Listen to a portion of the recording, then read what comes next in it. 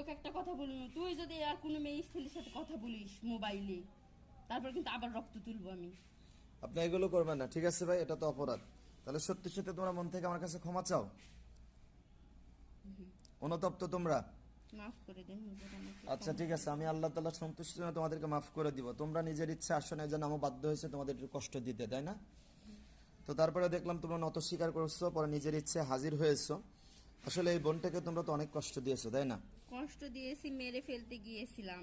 কিভাবে? প্রথমে ও ঢাকায় গেছিল, আচ্ছা তারপরে ও বাড়িতে আসলো।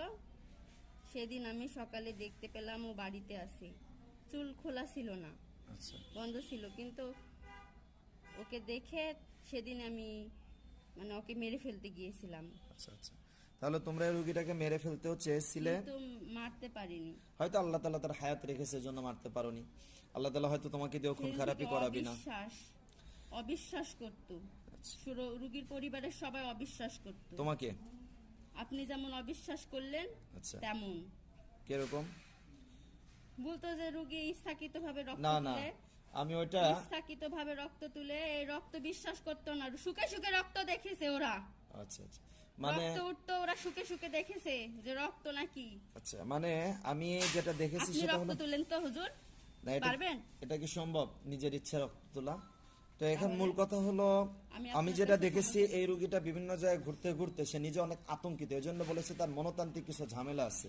কিন্তু মূলত তোমরা যে ভয় আসো, পায়, খুব ভয় পায়। তোমরা রাতে যে অন্ধকারে আসো এটা তো থাকতে পারে না। 100%, এমনকি আমি তো নিজেও দেখেছি তোমরা আসো।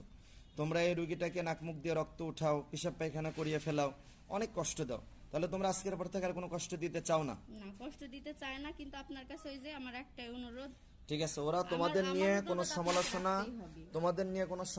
তোমাদের নিয়ে কথা ওরা বলবে না, এটা বলাও এক ঠিক কথা নয়। বারবার কানাঘুষা করা যাবে না। আচ্ছা আচ্ছা, আর ঠিক আছে। ও যেগুলা শুনতে না পায়, আমি তো ওইগুলা শুনতে পাই, আমার ওইগুলা পছন্দ না।